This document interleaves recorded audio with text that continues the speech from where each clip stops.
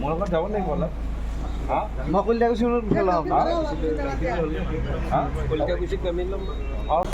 চাওক মানে দিশাটো ঠিকে আছে আমি মিত্ৰতা ফালেহে আমি যাবলৈ বিচাৰোঁ আৰু নিশ্চয় এই সন্দৰ্ভত আমাৰ সভাপতি মহোদয় ভূপেন বৰা ডাঙৰীয়াই বহুত সময়ত নিজৰ কথাখিনি ব্যক্ত কৰিছে যিখিনি কথা আমি নিজৰ ভিতৰত আলোচনা কৰিছোঁ সেইখিনিয়ে কথা তেওঁলোকে ৰাজহুৱাভাৱে সাংবাদিকসকলৰ জৰিয়তে কথাখিনি কৈছে আমি বিচাৰোঁ যে আমি যেতিয়া গাড়ীখন চলাওঁ গাড়ীখন বেছি ফাষ্ট চলালে আমাৰ অলপ কেতিয়াবা ভুলত এক্সিডেণ্ট হৈ যায় গাড়ীখন আমি 60 স্পীডত লৈ যাবলৈ বিচাৰোঁ সকলোৱে ইয়াত বহক সকলোৱে কমফৰ্টেবল ফিল কৰক আৰু সেইকাৰণে মই ভাবোঁ যে ধাৰাবাহিক পৰ্যায় আমি আলোচনাখিনি আগুৱাই লৈ যামগৈ যে চাওক মই যোৱা মোৰ যোৰহাট লোকসভা নিৰ্বাচনত মোৰ নিৰ্বাচনৰ প্ৰায় একমাহ আগত এইবোৰ চব কথা এনেধৰণৰ কথা এইবোৰ চব নহয় নতুন নতুন কথা লাগেতো নিৰ্বাচনত সেই সময়ত বেলেগ বেলেগ ধৰণৰ কথাবোৰ ওলাইছে যে বিদেশৰ ছোৱালী কিয় বিয়া কৰিলে অসমৰ ছোৱালী নাপালে নেকি খুৰাৰ লগত কিবা ভাল আছে নে কিবা বেয়া আছে নে এনেকুৱা বহুত কথাখিনি চব অপপ্ৰচাৰ কিন্তু নিৰ্বাচনৰ সময়ত স্বাভাৱিক সেই নিৰ্বাচনৰ একমাহ আগতে প্ৰকাশ হ'ল আৰু তাৰ ফলটো যোৰহাটৰ ৰাইজে দিলে এইবাৰ দেখিছোঁ বিজেপিৰ দলৰ ভিতৰত নতুন ভয় নিৰ্বাচন অহা বিধানসভা নিৰ্বাচন এক বছৰ পিছত আছে এতিয়াৰ পৰাই অপপ্ৰচাৰ আৰম্ভ কৰিলে এইবাৰ বেছি তেওঁলোকে শংকিত হৈছে নেকি যিহেতু ৰাইজৰ তেওঁলোকৰ প্ৰতি মোহভংগ হৈছে তেওঁলোকে গম পাইছে যাৰ ফলত পঞ্চায়ত নিৰ্বাচন পাতিবলৈ তেওঁলোকে সাহস কৰা নাই এটা পিছত এটা তেওঁলোকে কাৰণ দেখাই আছে আৰু মই ভাবোঁ বিশেষকৈ মুখ্যমন্ত্ৰী মহোদয় যেতিয়াৰ পৰা বিজেপি দলৰ নতুন সভাপতি দিলীপ শইকীয়া ডাঙৰীয়া সভাপতিত্ব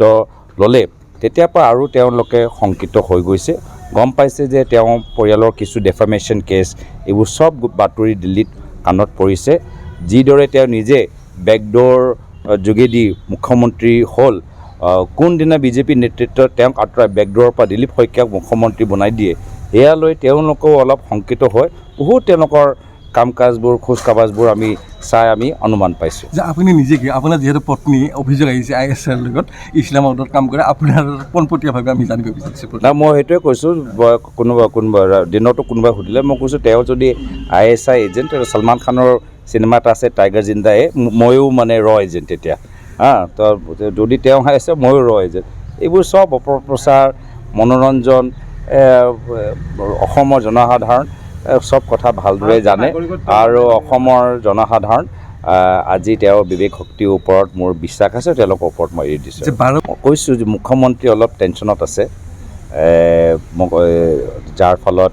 তেওঁৰ মানে পৰিয়ালৰ কিছু ডেফামেশ্যন কেছবোৰ এতিয়া কলিয়াবৰ তিনিআলি সন্মুখতো হাইৱে কেছবোৰ এইবোৰ চব মানে দিল্লীত কাণত পৰি আছে সেই দিল্লীৰ মানে নিজৰ বিজেপি দলৰ নেতৃত্বক ভাল পোৱাবলৈ কাৰণে এই কিছুমান ধৰণৰ মন্তব্য প্ৰকাশ কৰি আছোঁ মোৰ ফালৰ পৰা তেওঁৰ প্ৰতি শুভেচ্ছা থাকিল না দিল্লী নিৰ্বাচনত সেইটোৱে প্ৰমাণ কৰে যে কেজৰিৱাল ডাঙৰীয়া মাত্ৰ প্ৰচাৰৰ ওপৰত নিৰ্ভৰ আৰু প্ৰচাৰ কৰিলে কাম নকৰিলে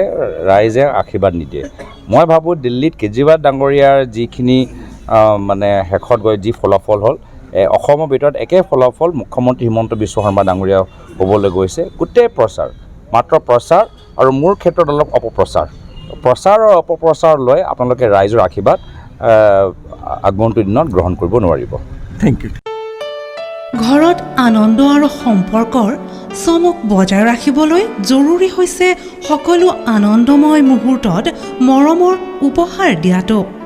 সেইবাবে মধুশ্ৰী জুৱেলাৰ্ছে আনিছে সকলো ৰঙীন ক্ষণৰ বাবে বিশেষ গহনা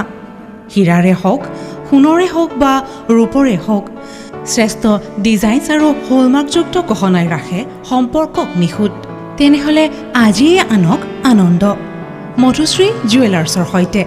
যোগাযোগ কৰক 7028000341 নাইবা ভিজিট কৰক LNB ৰোড নলবাৰী অসম